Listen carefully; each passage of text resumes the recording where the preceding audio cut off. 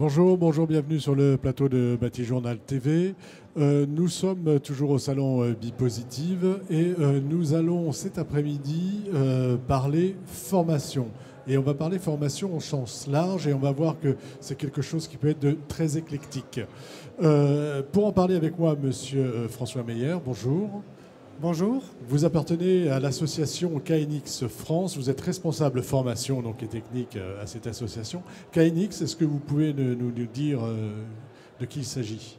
Oui, alors KNX, c'est une association qui fait la promotion d'un protocole auquel adhèrent par exemple dans le monde 450 fabricants de matériel électrique. Et donc l'avantage et ce que promet KNX, c'est qu'avec le même logiciel, un installateur peut programmer tous les appareils d'une même installation. D'accord, donc quelque chose qui va faciliter la vie de chacun, mais il faut se former à ça. Exactement. On va y revenir. En face de vous, monsieur Julien Lecam, bonjour. Bonjour. Vous êtes compagnon du devoir et vous êtes responsable de l'Institut Charpente et Construction Bois. Tout à fait. Compagnons du devoir, on ne présente plus, mais on va quand même les présenter et on va commencer par vous pour nous dire un petit peu, rappelez-nous ce que sont les compagnons du devoir, tout simplement. Les Compagnons du Devoir, c'est une association reconnue de loi 1901. Le principe de base, c'est former des jeunes par la formation professionnelle, par le voyage, et donc ils ont une itinérance, traditionnellement sur le Tour de France, mais depuis bien longtemps sur toute l'Europe et le monde entier. C'est la base. C'est ça. Mais vous avez aussi des instituts dans lesquels vous mettez en place différents types de formations. Alors, au sein des Compagnons du Devoir, notre siège social à Paris, on a un collège des métiers, c'est l'entité de R&D, si vous voulez. Et chaque métier y est représenté par un institut. Moi, je suis responsable de l'Institut de la Charpente et Construction Bois, donc je m'occupe de ces métiers-là, du parcours des jeunes, de la valorisation des métiers, de faire connaître ces métiers ou représenter les compagnons dans la filière bois. Organiser des événements de promotion, faire de la recherche et rédiger une partie rédaction et travail sur la mémoire et la capitalisation de nos travaux. D'accord. Alors ça c'est l'aspect, on va dire, institutionnel. Institutionnel. Hein. Et moi je voulais que vous me disiez tous les deux quelle est votre vision aujourd'hui de la formation. Pour nous, la formation, c'est de la transmission de compétences. Toute compétence acquise que tu ne transmets pas, tu la voles. C'est une expression qui est souvent utilisée chez nous. Donc il y a une espèce de nécessité impérieuse de transmettre sa compétence professionnelle, son savoir, son savoir-faire ou savoir-être, ça dépend comment on le définit. Donc le principe de base, c'est des jeunes qui vont voyager dans l'itinérance et qui vont se former entre eux en se transmettant des choses qu'ils ont pu apprendre sur la journée ou le soir ou en stage. Et par des événements organisés, des cours principalement, en tout cas historiquement, il y a des plus anciens, des artisans, des ouvriers plus expérimentés, des compagnons, qui vont passer du temps à former ces jeunes et à leur transmettre leur métier. C'est transmission du métier. Hein. C'est ça. Pas corporatiste, mais disons que c'est des anciens qui apprennent aux plus jeunes. Hein. On a des cours professionnels de métier, on a des cours d'enseignement général, on a des cours qui sont intermétiers. On parlait de la table d'avant, vous étiez sur les outils numériques et sur le BIM. Ça, c'est des choses qu'on va travailler en intermétier sur des filières bâtiments, par exemple, par filière entière. Puis après, il y a des matières, si on peut appeler ça comme ça, qui sont complètement générales aux 30 métiers représentés chez les Compagnons du Devoir. Suivent la même matière. Sur la même matière. Pour vous, industriels et représentants donc, de KNX, qu'est-ce que ça veut dire la formation? Qu'est-ce que c'est? Alors pour nous, la formation, c'est investir dans le savoir, rester dans la course, rester compétitif. Quelqu'un qui ne se forme pas, forcément, il est en perte de chiffre d'affaires et il est hors du marché. Donc c'est important que ce soit une formation en continu, on va dire, et tout au long de la vie. En fait, c'est un peu, on en revient à peu près au même sur des axes différents. Exactement. Dans un monde qui évolue peut-être plus vite, parce que la technique évolue très vite, et besoin aussi de monter en compétences. C'est pour ça que les formations KNX, par exemple, il y a plusieurs niveaux. Le premier niveau étant plutôt dédié à l'utilisation du logiciel. Alors, on va rentrer dans le détail et puis on reviendra après sur le détail de ce que vous proposez également au niveau des Compagnons du Devoir. C'est rien, il s'est juste passé un petit truc sur ma chaise. Monsieur Meyer, déjà on va parler d'un logiciel. De quoi s'agit-il exactement? Avant même de parler formation, il existe un logiciel qui permet d'interopérer, on va dire, et d'agréger plusieurs systèmes de différents fabricants. Exactement, c'est la grande force de ce logiciel et du protocole qui est derrière. C'est que l'installateur, avec un seul outil, peut programmer tous les matériels de toutes les marques. Quand on parle de matériel, là on parle de matériel électrique. Hein. Matériel électrique, gestion de l'éclairage, gestion des volets, gestion du chauffage, tout ce qui tourne autour de la gestion technique d'un bâtiment. D'accord. Donc ce logiciel, il est utile à toutes les entreprises là qu'on voit, entre autres, sur l'écran. Et on doit s'y former. Oui. Qui se forme à ce logiciel? Alors, qui se forment, c'est les installateurs électriciens, mais c'est aussi ce qu'on appelle des intégrateurs. C'est des personnes qui ont l'habitude, en plus du matériel électrique, d'installer par exemple des jeux de lumière ou peut-être aussi de la hi-fi ou du multimédia.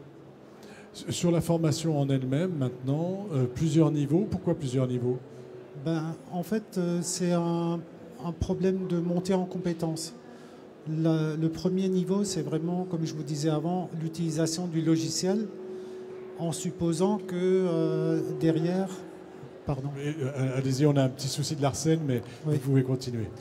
En supposant que derrière, pour être plus performant, il faut maîtriser aussi les métiers avec des besoins très spécifiques, comme l'éclairage, qui est presque un métier à part entière. Il en va de même pour le chauffage ou la gestion des ouvrants. Et qu'est-ce que je vais trouver donc dans ces formations? Comment ça se passe concrètement? Alors, en fait, c'est un cahier des charges qui est défini par l'organisation centrale. Et quel que soit le centre de formation, le format est le même et le contenu est le même, bien sûr, adapté en fonction du fabricant qui va dispenser la formation. Ça s'adresse à qui? Aux installateurs électriciens et aux intégrateurs. Et aux jeunes également? Bien sûr. Oui, aujourd'hui, le KNX est enseigné, on va dire, à partir du BTS de manière assez courante. Donc on a un premier niveau. Oui. C'est le niveau utilisateur. Metteur en œuvre. Metteur en œuvre. Oui. Le deuxième niveau. C'est un niveau un peu plus avancé où on va rentrer plus dans les spécificités de chacun des métiers qui sont couverts par le logiciel KNX, ETS. Un troisième niveau. Le troisième niveau, c'est un peu... c'est un cercle un peu fermé parce que en fait, c'est un niveau qui permet d'être formateur KNX et dispenser des formations. Voilà, après. donc c'est le dernier niveau. Exactement, le niveau ultime. Pour ensuite transmettre le savoir. Transmettre le savoir. Et finalement, on en revient à ça. Reboucler la boucle. Concrètement, ça se passe comment? C'est physique? C'est sur des plateformes? Alors, c'est les deux premières formations, c'est sur un format 35 heures. C'est en présentiel. Et en fait, on met en œuvre du matériel avec à peu près 60% de théorie et 50%, enfin, ou 40% de pratique. Parce que la partie théorie est très importante aussi pour être sûr d'arriver au résultat en termes de fonctionnement. Ça représente quoi aujourd'hui ces formations en termes de participants? Alors en France, actuellement, on forme à peu près 500 nouveaux partenaires tous les ans. D'accord. Si je veux m'inscrire à cette formation, je passe par mon employeur, comment ça se passe? Pas de souci. Alors pour l'instant, le mieux c'est de passer par le site knx.fr. On a aujourd'hui encore un axe de progrès, c'est d'être éligible au CPF. Le CPF? Le contrat... Compte personnel de formation. Compte personnel de formation. Compte personnel de formation. Oui. Ok. On va aller du côté des compagnons du devoir. Vous, qu'est-ce que vous mettez en place aujourd'hui en termes de formation et auprès de qui? Parce que je crois que vous êtes aussi bien avec les jeunes, mais aussi avec les entreprises. Comment ça se passe? Les deux publics principaux, c'est ça. C'est des gens qui travaillent dans leur métier, mais soit ils sont nouveaux entrants, donc ils vont découvrir un métier, apprendre un métier. Là, c'est des jeunes sortis du collège, sortis avec un bac, ou déjà formés à un métier. Ils ont un bac pro, ils ont un BTS, et ils sont intéressés par la voie de la formation proposée par les compagnons du devoir. Mais ça peut être un peu comme monsieur, la formation de gens qui sont dans l'entreprise, qui sont dans l'emploi, et par l'intégration d'innovation ou la décision de se positionner sur des nouveaux marchés, ils vont se former, se spécialiser, monter en compétences pour ouvrir leur marché. Vous aviez fait une référence tout à l'heure à la formation, ce que ça pouvait faire. Il y a un côté ne pas subir l'innovation, être en prospective, voir ce qui évolue, ce qui arrive sur le marché. Est-ce que c'est pertinent, pas pertinent? Est-ce que je me positionne là-dessus?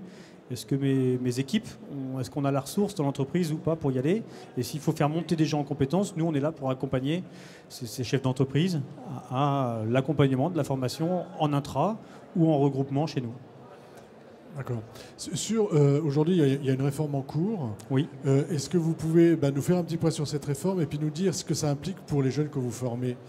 Alors, la réforme en cours, elle est ultra récente. Hein. Les décrets, ils sont de cette reprise début 2019. Principalement, c'est une ouverture large de la formation professionnelle, de l'apprentissage, l'accessibilité au statut de CFA beaucoup plus facile, le changement de statut des organismes de financement de la formation, qui étaient hier des OPCA, qui vont passer des OPCO. Monsieur faisait référence au compte personnel de formation. Ça, c'est une réforme qui a déjà eu un petit peu lieu, mais qui continue d'évoluer. Donc on a une libéralisation de la formation. Il va y avoir beaucoup plus d'acteurs. Nous, les compagnons du devoir, on va développer de nouveaux centres. Il y a une volonté de doubler le nombre d'apprentis d'ici 2020, donc c'est très proche. Il y a un gros travail qui est fait chez nous sur le recrutement. Il y a beaucoup d'entreprises, beaucoup des métiers sur lesquels on forme, recherchent des jeunes, recherchent des nouveaux entrants, ont besoin de compétences, ont besoin de salariés formés ou des clients ont besoin d'artisans formés. Donc c'est un des gros travaux en cours chez nous. Sur le recrutement, comment on fait? Parce qu'on entend dire sur le souvent, recrutement, oui, que c'est difficile de trouver des apprentis. Et puis d'un autre côté, alors ça c'est le chef d'entreprise, et puis de l'autre côté, on entend des jeunes dire mais j'arrive pas à trouver de patron. Comment on arrive, puisqu'on va doubler, on va augmenter le recrutement, comment on y arrive? J'ai oublié une précision. 100% de nos formations sont en alternance. Ça veut dire que les jeunes commencent par trouver un emploi et ensuite, une fois dans cet emploi, nous, on les accompagne tout le long de leur parcours pour les former. On ne sait pas former hors du statut d'apprenti. Le statut étudiant, c'est pas notre métier. On sait absolument pas le pratiquer. En fait, c'était tellement évident que j'ai oublié de vous le faire préciser. Mais du coup, effectivement, ce crux de l'emploi, on le trouve au tout début pour avoir le premier contrat. Les statuts d'apprenti sont aidés. Hein. Ils sont ouverts aujourd'hui jusqu'à 30 ans. Donc ça permet des reconversions. On est au 21e siècle. Il y a des gens en reconversion. On a beaucoup de gens qui viennent chez nous pour avoir des métiers avec du sens. C'est vachement plus porteur d'être en charge de la formation chez les compagnons du devoir que sur de la recherche pétrolière, par exemple. On a un avenir beaucoup plus certain. On a beaucoup de choses qui sont faites chez les compagnons, ont aussi du sens, hein, pour parler bipositive et transition énergétique. Beaucoup de nos métiers ont du sens dans ces enjeux environnementaux. Donc on essaie d'attirer les jeunes en leur expliquant qu'ils vont trouver un emploi, ils auront un emploi qui a un sens, ils auront un salaire lié à cet emploi, une certaine stabilité, qu'on suit, on fait de l'innovation. Donc grâce à cette innovation, ils ne se retrouvent pas dans un métier qui pourrait disparaître demain, ou en tout cas on suivra cette évolution. Voilà, avec une formation tout au long de la vie. Avec une formation tout au long de la vie. En tout cas, là c'est ce qu'on dit aux jeunes. Qu'est-ce qu'on dit aux patrons qui disent j'arrive pas à recruter, j'en ai marre? Moi c'est ce que j'entends autour de moi, hein, clairement. Hein. Alors ça c'est une difficulté qu'on a, nous, comme nos partenaires entrepreneurs. Le désir c'est un filtre à l'emploi énorme de dire je vais être à l'embauche tous les matins à 7h. Sur des métiers, si on parle bâtiment, sur des métiers où en plus quand il pleut je vais être mouillé. Donc ça c'est un frein de volonté pour des nouveaux entrants. C'est aussi un enjeu pour la filière sur les conditions de travail. Donc il y a du travail qui est fait par l'ensemble de la filière pour améliorer les conditions de travail, pour que ce ne soit pas trop dur, pour qu'on puisse vivre une fois qu'on a une retraite.